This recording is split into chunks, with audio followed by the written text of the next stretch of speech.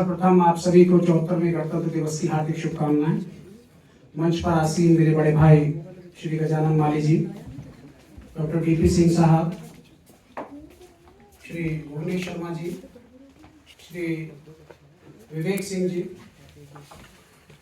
Professor संभाव, अन्य प्रोफेसरगण, मेरे स्टूडेंट्स, ये बड़ा सौभाग्य है कि हम एक ऐसे देश में जन्मे हैं जहां हमें कुछ अधिकार दिए गए हैं। हम किसी भी बिना भेदभाव के समाज में विचरण कर सकते हैं, अपनी बात किसी भी प्लेटफॉर्म पर रख सकते हैं। यदि देश की सरकार ठीक काम नहीं कर रही है तो उस सरकार को बदल सकते हैं। ये सभी अधिकार जो हमें मिले हैं, ये भारत के संविधान के कारण ही मिले हैं। और भारत के संविधान को आज ही के दिन हमने अंगीकृत किया। सर्वप्रथम मैं राष्ट्रपिता महात्मा गांधी, जो हमारे संविधान के सभा के सभापति, जो अध्यक्ष थे, माननीय श्री B.R. अम्बेडकर सर, देश के पहले प्रधानमंत्री श्री जवाहरलाल नेहरू जी, देश के पहले गृह मंत्री श्री वल्लभ भाई पटेल जी, और उन सभी राष्ट्रभक्तों, नेताओं, शहीदों को अपनी श्रद्धांजलि अर्पित करता हूं। अपना बारंबार कोटि कोटि नमन, कृतज्ञता व्यक्त करता हूं, जिन्होंने आज का यह भारत हमारे हाथों में सौंपा। हमारा बड़ा सौभाग्य है कि आज राष्ट्र बहुत ही सुरक्षित हाथों में आगे बढ़ रहा है। हमारी राष्ट्रपति, हमारे माननीय प्रधानमंत्री, देश के हमारे मुख्यमंत्री, की राज्यपाल, सभी मंत्रीगण और विश्वविद्यालय के हमारे वाइस चांसलर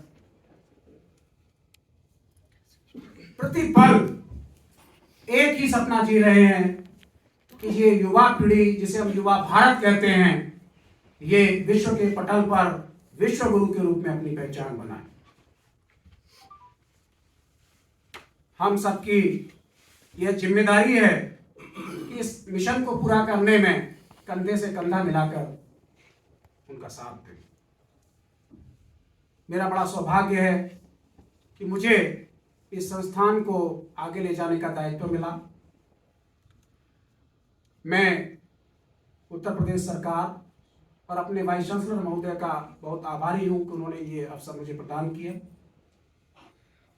यहाँ जो हमारे फैकल्टी मेंबर्स हैं, जो स्टाफ मेंबर्स हैं, जिन्होंने बहुत अल्प समय में अपने सहयोग से हमें काफ़ी प्रोजेक्ट्स को क्रियान्वित करने की जो ऊर्जा और प्रेरणा दी, वो काबिल तारीफ है।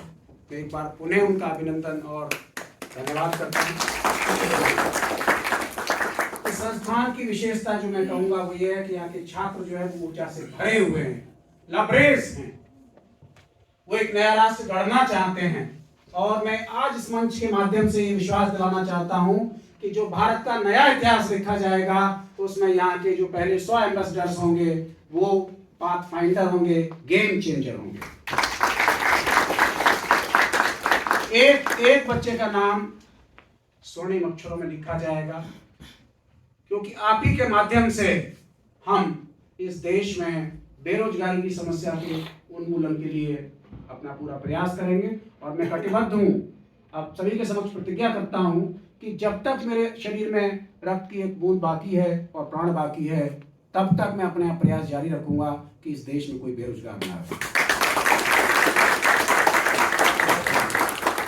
इस अवसर पर मैं पुनः एक बार जो हमारा कॉन्स्टिट्यूशन है उसके प्रियम्बल को आप सभी के साथ दोहराना चाहूंगा। सभी मेरे साथ खड़े होकर दोहराएंगे।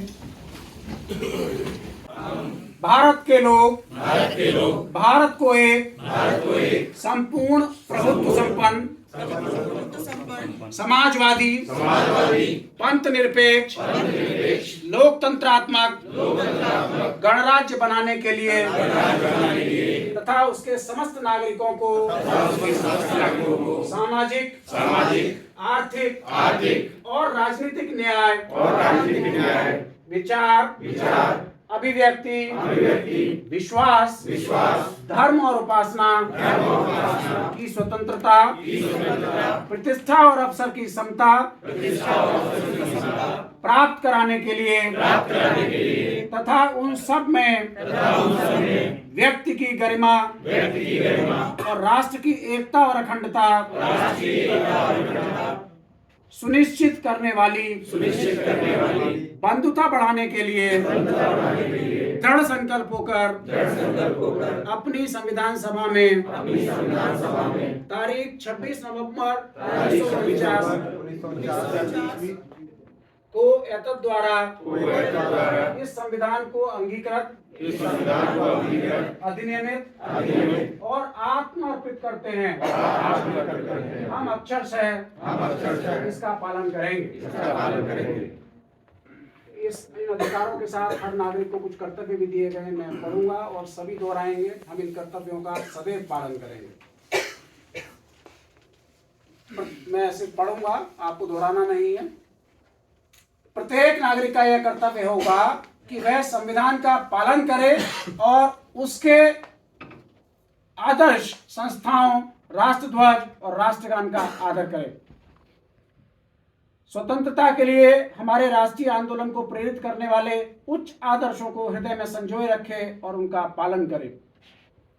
भारत की प्रभुता, एकता और अखंडता की रक्षा करे, देश की रक्षा करे, भारत के सभी लोगों में समरसता और समान भ्रातृत्व की भावना का निर्माण करे, हमारी सामाजिक संस्कृति की गौरवशाली परंपरा का महत्व समझे और उसका परीक्षण करे, प्राकृतिक पर्यावरण की रक्षा और उसका संवर्धन करे, वैज्ञानिक दृष्टिकोण और ज्ञानार्जन की भावना का विकास करें, सार्वजनिक संपत्ति को सुरक्षित रखें, व्यक्तिगत एवं सामूहिक गतिविधियों के सभी क्षेत्रों में उत्कर्ष की ओर बढ़ने का सतत प्रयास करेंगे।